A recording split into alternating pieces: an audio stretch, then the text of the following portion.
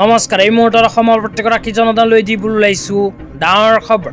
যিসকল মানুহে ভিডিঅ'টোত ক্লিক কৰিছে অনুগ্ৰহ কৰি ভিডিঅ'টো স্কিপ নকৰি প্ৰথমৰ পৰা শেষলৈ চাই থাকিব, কিয়নো এইটো ভিডিঅ'ৰ মাজত অৰুণোদয় 3.0 আঁচনিৰ পৰা আৰম্ভ কৰি PM কিষাণ আঁচনিলৈ কেইখনমান গুৰুত্বপূৰ্ণ খবৰ আপোনালোকক প্ৰদান কৰিম।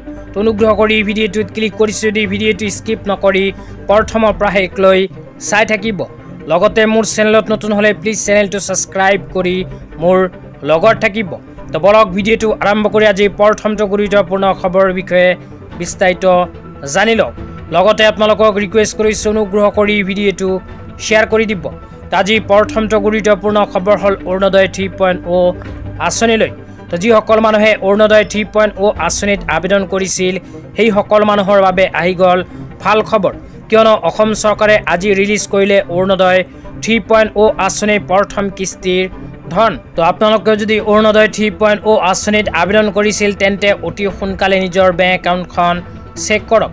তো আপোনাৰ বেংক একাউণ্টত অৰুণোদয় 3.0 আঁচনিৰ প্ৰথম কিস্তি ধন ইতিমধ্যে সোমাই গৈছে। তো আজি অৰুণোদয় 3.0 আঁচনিৰ টকা প্ৰদানক লৈ অসম চৰকাৰৰ ফালৰ পৰা এনেকৈ এখন আপডেট প্ৰদান কৰিছে। তো ইয়াতে স্পষ্টভাৱে কোৱা হৈছে ৰাজ্যজুৰি আনুষ্ঠানিক শুভ আৰম্ভৰ দিন 7 অক্টোবৰ 2025। তো ইয়াতে উল্লেখ কৰা অনুযায়ী অসম চৰকাৰে 7 অক্টোবৰ মানে আজিয়ে অৰুণোদয় 3.0 আঁচনি টকা ৰিলিজ কৰিলে। তো আপোনালোকে যদি অৰুণোদয় 3.0 আঁচনিত আবেদন কৰিছিল তেন্তে অতি সোনকালে নিজৰ বেংক ব্ৰাঞ্চত গৈ চেক কৰক। আপোনাৰ বেংক একাউণ্টত ইতিমধ্যে অৰুণোদয় 3.0 আঁচনিৰ প্ৰথম কিস্তি ধন সোমাই গৈছে। লগতে যিসকল মানুহে অৰুণোদয় 3.0 আঁচনি টকা পোৱা নাই সেই সকল মানুহে যদি টকা পাব বিচাৰে তেন্তে কি কৰিব লাগিব জানিব বিচাৰিলে এইটো ভিডিঅ'ৰ কমেণ্ট বক্সত কমেণ্ট কৰি জনাই দিব। তেন্তে ইয়াৰ নেক্সট ভিডিঅ'ত সেই বিষয়ত আপোনালোকক বিতংভাৱে জনাই দিম। তেতিয়া আপোনালোকক দিবলৈ ওলাইছোঁ আজি দ্বিতীয়টো খুবেই গুৰুত্বপূৰ্ণ খবৰ। আজি দ্বিতীয়টো গুৰুত্বপূৰ্ণ খবৰ হ'ল PM কিষাণ আঁচনিলৈ।